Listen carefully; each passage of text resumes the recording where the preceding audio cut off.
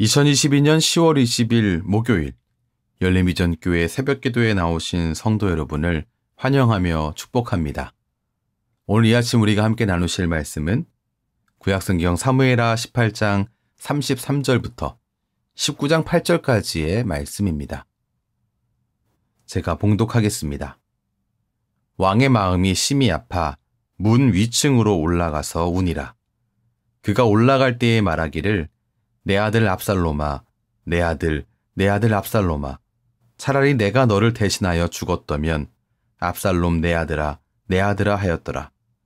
어떤 사람이 요압에게 아뢰되 왕이 압살롬을 위하여 울며 슬퍼하시나이다 하니 왕이 그 아들을 위하여 슬퍼한다 함이 그날의 백성들에게 들림에 그날의 승리가 모든 백성에게 슬픔이 된지라.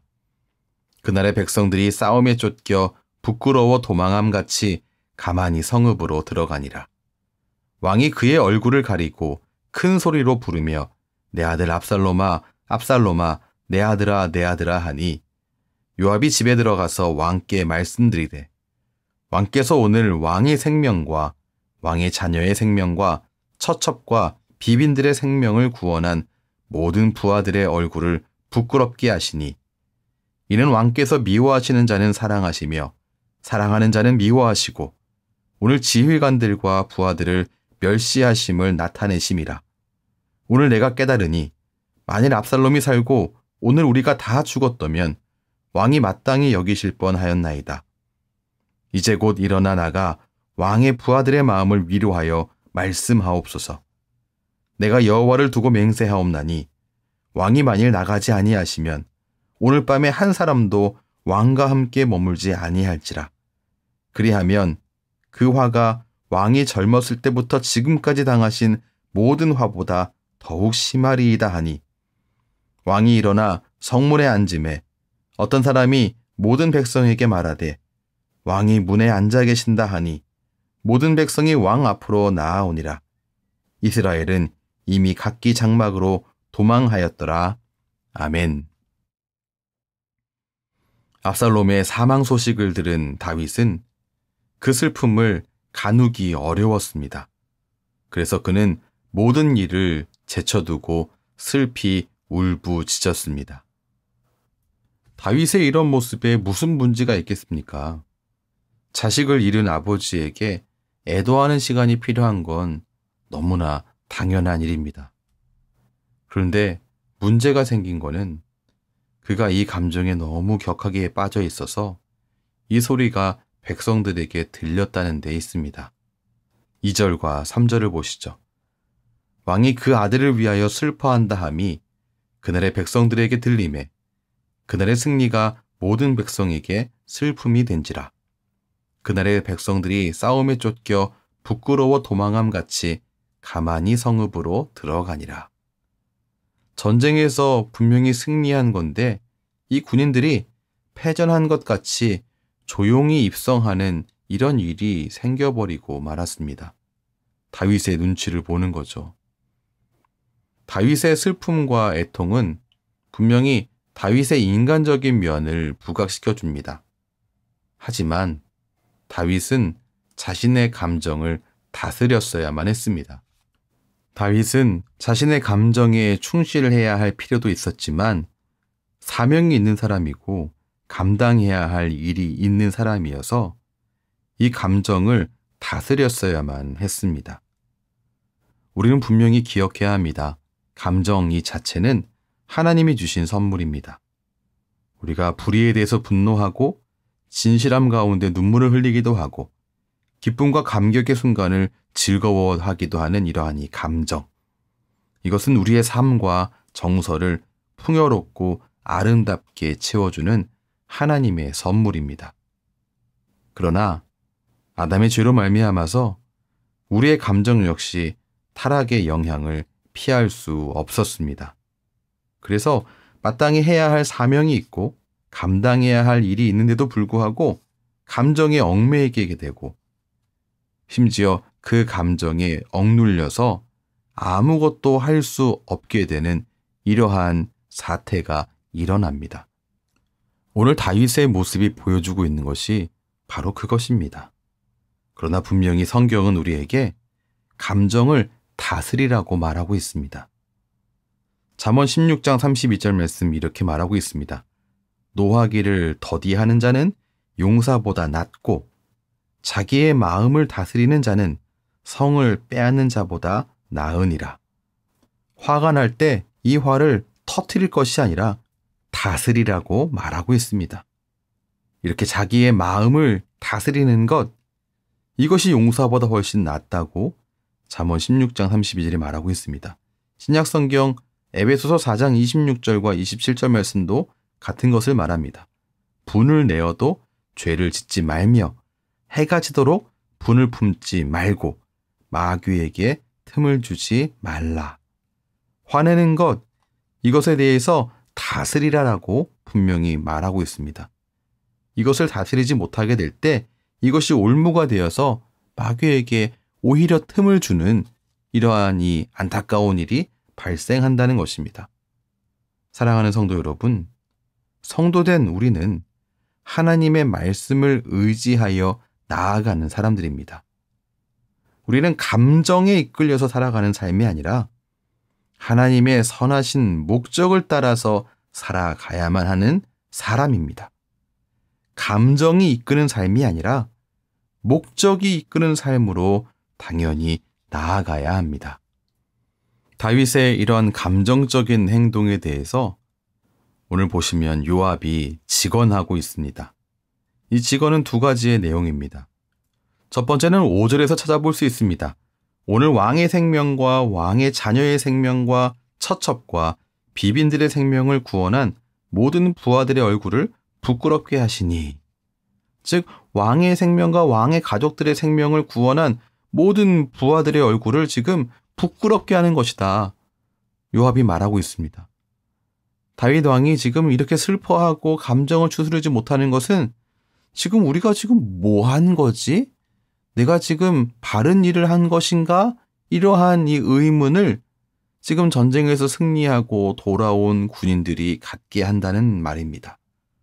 두 번째는 7절 하반절입니다. 왕이 만일 나아가지 아니하면 오늘 밤에 한 사람도 왕과 함께 머물지 아니할지라. 그리하면 그 화가 왕이 젊었을 때부터 지금까지 당하신 모든 화보다 더욱 심하리이다. 이 말씀은 지금 왕께서 이렇게 감정에 젖어서 아무것도 하지 못하고 슬퍼하고 있다라고 하면 결국은 왕과 왕의 나라가 위태롭게 된다고 하는 요압의 직언입니다. 요압의 요청은 사실 간단했습니다. 7절 상반절 보시죠. 이제 곧 일어나 나가 왕의 부하들의 마음을 위로하여 말씀하옵소서. 감정을 추스리고 왕답게 행동하시라. 이것이 요압의 직언이었는데요. 이 요압의 직언은 적절한 직언이었습니다. 요압에게는 잘못을 지적하는 용기가 있었습니다. 리차드 백스턴 목사님의 참된 목자에 이런 구절이 있습니다. 나는 아무 때나 지저대는 미친 개처럼 비춰지고 싶지 않다. 하지만 도둑이 담을 넘나드는데도 짖지 못하는 벙어리 개는 더더욱 되고 싶지 않다. 그렇습니다. 그리스도인들은 악한 세상에서 해야 할 말을 하는 사람이 되어야 합니다. 하나님께서 성도들에게 부패하고 어두워져가는 이 세상, 거짓되고 불의한 이 땅에 하나님의 뜻을 전할 사명을 주셨다는 사실을 우리 꼭 기억해야 합니다. 성도된 우리에게 불의한 세상을 향해서 당당히 일어나 진리를 선포하는 이러한 용기, 이것이 우리 안에 채워져야 합니다. 오늘 이 아침 하나님 앞에 하나님 그 은혜로, 그 용기로 채워 주옵소서 간절히 기도하는 우리 모두가 되기를 원합니다. 요압의 직언을 들은 다윗, 과연 어떻게 행동할까요? 8절이 말합니다. 왕이 일어나 성문에 앉음에 어떤 사람이 모든 백성에게 말하되 왕이 문에 앉아 계신다 하니 모든 백성이 왕 앞으로 나아오니라. 다윗은 요압의 직언을 듣고 감정을 추스르고 성문으로 나왔습니다. 백성을 격려하고 전쟁에서 승리한 군인들을 치하했습니다. 다윗은 요압의 직언이 옳다고 판단했고 판단한 즉시 일어나서 마땅히 자신이 해야 할 일을 감당했습니다. 요압에게 잘못을 지적하는 용기가 있었다면 다윗에게는 잘못을 인정하고 수용하여 자신의 상황을 바꾸는 용기가 있었습니다. 사랑하는 성도 여러분, 용기 있는 성도는 하나님의 뜻을 발견했을 때, 하나님의 거룩하신 뜻을 발견했을 때에 결코 주저하지 않습니다. 옳은 일을 앞두고 머뭇거리지 않습니다. 다윗과 같은 용기가 우리에게 또한 있기를 원합니다. 오늘 말씀을 정리하겠습니다. 오늘 본문은 우리에게 이렇게 말합니다. 감정이 이끄는 삶이 아니라 목적이 이끄는 삶을 살아라. 그리고 또한 이렇게 말합니다. 잘못을 지적할 용기, 그리고 잘못을 듣고 수용할 용기 가운데에 든든하게 서라고 말하고 있습니다. 오늘 이 말씀을 들은 우리 모두에게, 우리 모두의 가정에게, 또한 우리 공동체 위에 감정이 이끄는 삶이 아니라 목적이 이끄는 삶으로 나아가고 잘못을 지적하는 용기와 잘못을 듣고 수용할 용기로 가득히 채워지는 은혜가 있기를 주님의 이름으로 축원합니다. 기도하겠습니다. 하나님, 우리 모두에게 소중하고 아름다운 우리의 삶을 풍성하게 할 수 있는 소중한 감정을 주신 것 참 감사합니다. 그러나 이 감정마저도 죄의 영향 가운데 있어서 우리가 이 감정을 다스려야 하는데 감정의 노예가 되는 경우가 참 많이 있음을 바라봅니다. 감정이 이끌리는, 감정에 끌려가는 삶이 아니라 하나님이 우리에게 선하게 베풀어 주신, 말씀해 주신 그 목적이 이끄는 삶으로 우리 모두 나아가게 인도해 주시옵소서. 또한 우리 모두에게 용기 주시기를 원합니다. 잘못을 지적할 용기와 또한 잘못을 듣게 되었을 때 수용하고 잘못된 부분을 고치는, 즉시 고치는 바로 이러한 용기를 우리 모두에게 또한 우리 가정에 귀한 공동체 위에 허락해 주시옵소서. 예수님 이름으로 기도합니다. 아멘. 우리 주 예수 그리스도의 크신 은혜와 하나님 아버지의 무한하신 사랑하심과 성령 하나님의 감화교통 인도하심이 하나님의 귀한 모든 자녀의 삶 가운데에 충만하게 넘치시기를 축원하옵나이다. 아멘.